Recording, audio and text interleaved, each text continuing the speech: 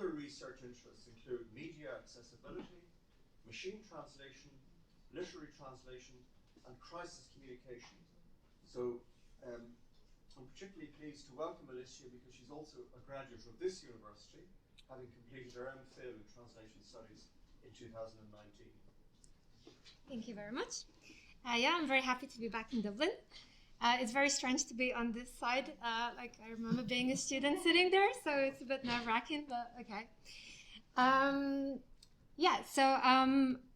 Somebody in their presentation yesterday made a joke about a monolingual translator, and I was like, oh my god, they totally exist, and they are called audio describers. So thank you for giving me that great idea to start with. So I'm going to talk to you today about the lives, welfare, and working conditions of audio describers. I think they are a type of audiovisual translator we know very little about. So we've designed an online questionnaire to kind of find out who they are and what they do. And today I'll be sharing some preliminary results with you. Okay, so just to make sure we're all on the same page, I'm gonna just briefly explain what audio description is, or AD for short.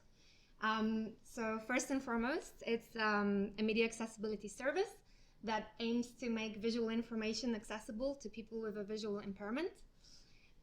It is used in a wide variety of contexts, so predominantly in film and TV, but also during live events, such as in the theater and the opera, and also in museums. It's considered to be a type of audiovisual translation. So it actually shares some characteristics, for example, with subtitling, because it also has time constraints, because AD has to fit in the available gaps in the original soundtrack. It's considered also to be a type of intersemiotic translation because we are translating images into words. So this is why I said audio describers are actually a type of monolingual translators, because they do not need to speak any foreign language, and oftentimes they don't. The last thing to mention is that even though ultimately AD is delivered as audio, it starts off as a script. So yeah, it's written by an audio describer, and it depends on the country and the tradition that they have, and also on the context, whether it's for film or TV or live events. Sometimes the role of an audio describer also includes voicing the AD, but not always. Usually they just write the script, but sometimes they can do both. Okay, so as we of course know from this conference, in translation studies we study not only the text but also the agents of translation and the context in which they work. However, when it comes to AVT, this has been done kind of to a lesser degree. And particularly when it comes to AD, this is basically non-existent. So pretty much all research so far on AD has focused on the product. There are a lot of reception studies, for example, but very little process research. So we don't really know that much about who audio describers are and what the process really entails and the kind of conditions in which they work. There has been one study so far, which is it was kind of a European project called Adlab Pro, and they were kind of the first attempt really to define the profile of an audio describer in Europe. However, their aim was more to understand kind of what skills and competences were needed to become an audio describer, to then later design training materials. So that was kind of really our first glimpse into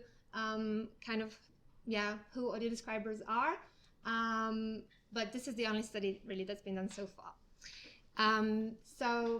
We decided to get a bit of a kind of general overview of who audio describers are and kind of build up on this. And we set out with 3 aims. So we wanted to know more about the working conditions of audio describers, the self-perceived image they have of the profession, so how they kind of conceptualize what they do, and also their job satisfaction. So for this presentation today, I will be focusing primarily on the first part, the working conditions, because it wouldn't really be possible to talk about all 3 in one presentation. Okay, so working conditions, that's a pretty broad term. So we kind of looked at, okay, how do we define working conditions? What are we really going to ask people about? So we looked at some previous studies that have been done on this in translation studies. We actually based our questionnaire primarily on the two previous surveys that have been done that you can see on the screen. And we decided to focus on the following variables, or the following aspects. So we looked at things like training, salary, autonomy, so kind of how much influence they have over what they do, stress, collaboration with others, appreciation, to what extent they feel appreciated and valued in their profession, their workspace, resources they use, and work-life balance. So we thought this will kind of give us like a good general overview of their working conditions. And again, I won't go through every single variable that we looked at, but I will just I've picked what I hope are the most interesting results. And just a few words on how we went about actually designing our questionnaire. So yeah, it's an online survey on a platform called Qualtrics with 36 questions divided into 4 categories. So we had some background information, mostly about their AD experience, the section on working conditions, professional image, and job satisfaction. It was available in 6 languages. It takes about 15 to 20 minutes to complete, and it was approved by the ethics committee at the University of Antwerp. So we launched the questionnaire at the beginning of April, and it's still open actually. So yeah, so for this presentation, I'm looking at the results that we collected during the first month, so the month of April. We have 125 responses, but yeah, the questionnaire is still open, so hopefully we will still have some more. Then when it comes to distribution, we emailed a lot of people, a lot of different organizations, mostly AD associations, media accessibility, kind of NGOs, service providers, and so on. We also ran a social media campaign. We posted in professional groups on Facebook. We spammed a lot of people for LinkedIn. I really bothered a lot of people to try and get as many responses as we could. We're pretty happy with 125 responses so far within a month. As it's done online, this was open to anybody from any country. So far we've had responses from 24 countries. And most of them come from the UK, Poland, Spain, Germany, the US, and Sweden. Having so many countries makes it a little bit complicated to run any country-by-country analysis, because of course for some countries you might just have like 2 or 3 responses, but hopefully we might be able to, at least for the top ones, later on do some country-by-country comparison. Okay, so that's what we did. How we designed our study, and let's look at what we found out. Okay, so first of all, 94% of our respondents have 3rd level education, and actually 50% have a master's degree and 13% have a PhD. So they are highly educated professionals. We also found out that they come from a variety of fields. So the top 3 are indeed language and linguistics, translation, and literature. But we also have had some responses from people who come from a film and TV studies background, theater studies, or journalism. But most of them have something to do with the written word in some form. But like we said, they don't need to know a foreign language. So only 17% of our respondents actually come from a translation background. We also found out that 85% of our respondents work as freelancers. And the most common AD type with which they work was film and TV, followed by theater and museum. And the majority of our respondents work for national clients, but also a large proportion work for both national and international clients. Okay. Then we asked about the training they received, and we found out that 90% have received some form of AD-specific training, but the way in which they obtained the training varied quite a lot. So the largest proportion, 27%, attended or participated in an AD-specific workshop. And then for all the others, they are distributed pretty evenly. So some people attended a vocational course or a university course. Not very many people did an internship. That was only 4%.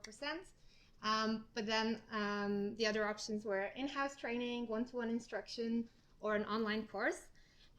So the variety of kind of different types of training that people attended kind of shows that there isn't really just one route to get into AD. Same as we've seen with the backgrounds, they come from many different backgrounds and they train in AD in many different ways. We also asked them about their continued professional training. And, oh yeah, I should have said this earlier. Okay, so for the questionnaire, it had 2 streams for freelancers and for those who are employed. But actually 90% of the questions were the same, but just for some questions, there was a slight variation between those who were employed and those who were working as freelancers. So for example, for this question, for the freelancers, we asked them whether they continue their professional development, and 72% of them said that they do. And then for those who are employed, we asked whether their employer provides them with opportunities to continue, and then 82% of them also said that yes, they do. And they also gave us some examples of the types of continued professional development that they do, and it was a variety of workshops, conferences, talks, these kinds of things. Okay, I won't go through this in detail, but the general findings were that most of the describers work from home. They work alone normally, which is not surprising if we think that 84%, 85%, what was it? I think it was 85%, are freelancers. And then when it comes to resources and software that they use, they mostly work with subtitling software and text editors. Sometimes also with voice recording software. So like I said, it just depends on whether they also are responsible for recording the AD or not. And we found out that AD specialized software was not very common. Only 13% of our respondents use it. Right, and then we asked about their salary. So here we also made a distinction between freelancers and those who are employed. So for freelancers, we found out that for 58% of them, less than half of their income comes from AD assignments. So this shows us that they have to supplement their income with other work. For those who are employed, because we assumed they are, of course, on a fixed salary, we decided to ask about their work time. So what proportion of their work time they dedicate to AD assignments. So we found that for 53% of them, they dedicate at least 3/4 of their work time to AD assignments, but that still leaves almost the other half that dedicate less time to AD assignments. So we know that it's not their only thing that they do during their working time. We also asked to what extent they were satisfied with their salary, and 53% said that they were either very satisfied or fairly satisfied with their income. I'm a little bit skeptical about this result, because if you think about the countries where we had most responses, they included places like the US, the UK, Germany, Sweden. So we're going to come back to this once we've collected all the results and see if it changes, and it'll be really interesting to compare also country by country. But so far, they seem pretty satisfied. We also asked about collaboration with others. So we asked how often they discuss AD problems with other audio describers, blind and partially sighted patrons. So sometimes they collaborate with people with a visual impairment during the process of creating the AD. And then clients or employer, depending, again, if they were freelancers or employed. So in general, we can see that collaboration is pretty limited. The biggest spike in the graph, the orange one, stands for occasionally. So the majority only collaborate with others on an occasional basis. It did look a little bit different for those who are employed, because they actually said that they discuss AD problems with their employer on a weekly basis, but that was to be expected. Okay. We also asked about how often they receive feedback. Here we got pretty mixed results. Most of them, 39%, said sometimes, but then 23% said most of the time, and 28% occasionally. So here we would like to do a little bit more digging to see exactly where the feedback comes from. Right, and then we also asked to what extent the describers felt that their client or their employer trusts the quality of their work and considers their work important. So you can see in the orange, that stands for the trust. So actually, most of them felt that their client or their employer trusts the quality of their work either to a very high degree or to a high degree. However, this goes down a little bit when we asked about whether they feel their work is considered important. And we thought this was very interesting. It kind of indicates that the AD commissioners recognize the skills that the describers have to perform the task and deliver good quality work. But it kind of indicates that describers don't really feel like their work is kind of considered important or maybe valued as much. But of course, we don't really know this just from the graph. So we left space in the questionnaire for some comments. And I think the comments help to maybe explain what we found there. So first of all, we were very pleasantly surprised to see that quite a large proportion of the respondents actually took the time to leave comments at the end, which kind of made us feel that perhaps, they are eager to share their opinion. And because this kind of study hasn't really been done on describers before, so they seemed very keen to just tell us everything, which was great for us. And the kind of main themes that have emerged from this feedback is a kind of lack of recognition and visibility of the profession, and the lack of understanding of the process and the nature of the task. These were some of the things that kind of frustrated the describers. And then at the end, we asked about their overall satisfaction with their job. And here we had a very positive result. So 89% said that they are satisfied with their job. 11% were extremely satisfied, 36% very satisfied, and then 42% very satisfied, just satisfied. And this kind of showed a little bit of a paradox where they seem very happy with their job, but then at the same time, they do not feel like their job is always kind of understood or doesn't have maybe the status or the prestige that they would like it to have. And this is something that has come up before in similar studies on translators and interpreters. So our results seem to match that. Like I said already, the main challenges that they have highlighted is the lack of visibility, lack of recognition, and lack of understanding of the process. And it kind of brings us back to what I said at the beginning, where most of the research on AD has been very product-oriented. There's very little process research. And it kind of looks like that is then visible in the industry as well, where there is a kind of low understanding of the profession. And I mean, it's pretty much a kind of emerging profession. And it's like a very blurry area where I think a lot of people are not really sure, are they translators, are they writers? So we kind of trying to figure that out as much as we can as a sort of like next steps of what we're going to do and where we're going to go with the project. So I mean, for this questionnaire in particular, we're going to finish collecting all our responses, and then we're going to analyze the job satisfaction part and the professional image part. And in terms of kind of, this sort of fits into a bigger project, which is very process research oriented. And we're going to do some experimental research on AD scripting to kind of see what are the cognitive processes that take place when people write AD. Yeah, and I'm actually even ahead of time, so great. More time for questions. And yeah, my references. Thank you. Clear presentation.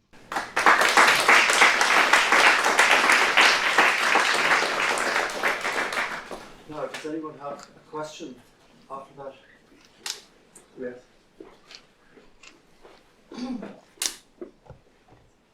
Thank you for a really interesting presentation. It's really fascinating to know more about audio description because we really don't know much about this. I had a question about collaboration. So you said they sometimes collaborate, yes, exactly, like with their colleagues, other describers. Do you know how they communicate and collaborate Slack, a forum? How do they do this? How does this collaboration take place? We didn't collect any data kind of specifically on how they do it, but I mean, considering most of them are freelancers and most of them work from home, of course, we assume that it's mostly done digitally through email and so on. But no, we didn't ask them about the details. Like when you design a questionnaire, you have to obviously try and keep it kind of short. So there are a lot of things that I would like to know more about, but we go into this in focus groups later on. So we kind of use this as a starting point to just kind of get like a general overview and then see, okay, what are the things we want to know more about? And then use that kind of as like prompts for the discussion in the focus groups. Because we just figured if we make the questionnaire too long and detailed, then no one will answer. But yeah, that would be a good thing to know. Thank you. I have a question, Yeah. Alicia, if I may. This is obviously an emerging profession, as you describe it. Mm-hmm. Are there any professional standards or guidelines which might govern the practice of audio description? Yeah, there are guidelines. Usually they are done on a country-by-country basis. But this is another thing, and this is my supervisor's project. She's trying to develop like more uniform guidelines because, AD, like different countries have very different traditions when it comes to AD, and the guidelines can be very contradictory from one country to another. So, for example, one of the biggest kind of debates is whether AD should be objective or subjective. Should it just describe exactly what is on the screen, or should it interpret the information in some way, and like to what extent it should do that? And then, different countries have very different traditions on that. So, yes, there are guidelines. I suppose another interesting question would be like to what extent the describers use them. Okay. Any other questions?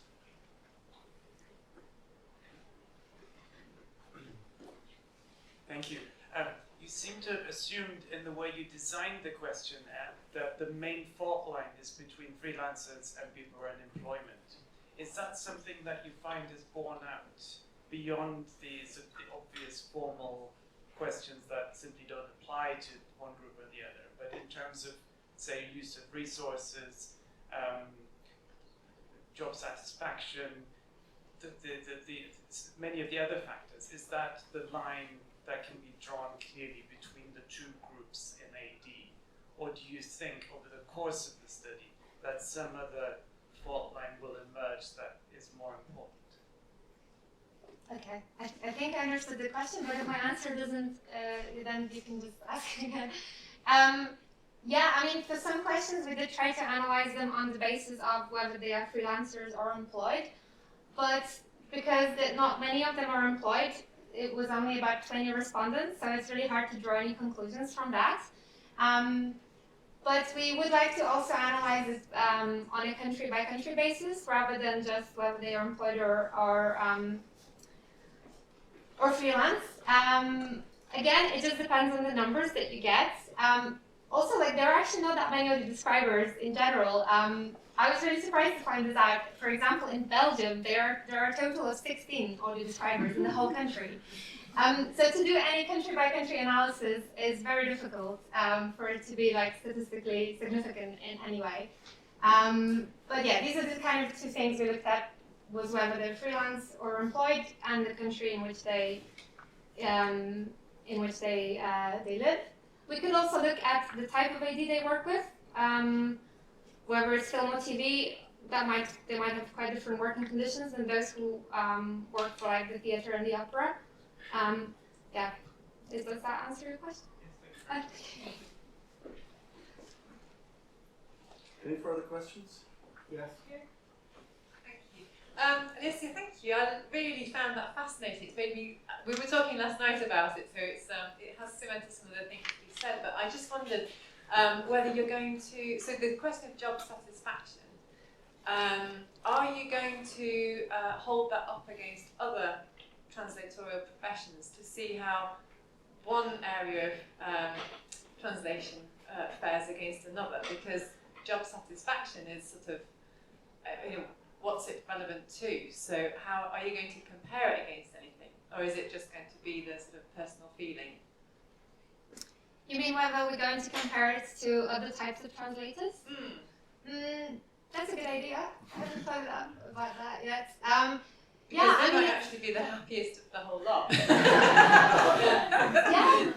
that'd be good. Yeah, I mean, this is as far as we know, the first study that is considering job satisfaction of body describers. So it would be interesting to compare it to other types of translators, or also other types of ABT translators. But it just depends how much data is out there. But yeah, that could be a good idea. Thank you. Okay, thank you. Any further questions? Okay, well then, our thanks once again to Alicja for our Great, thank you presentation. very much.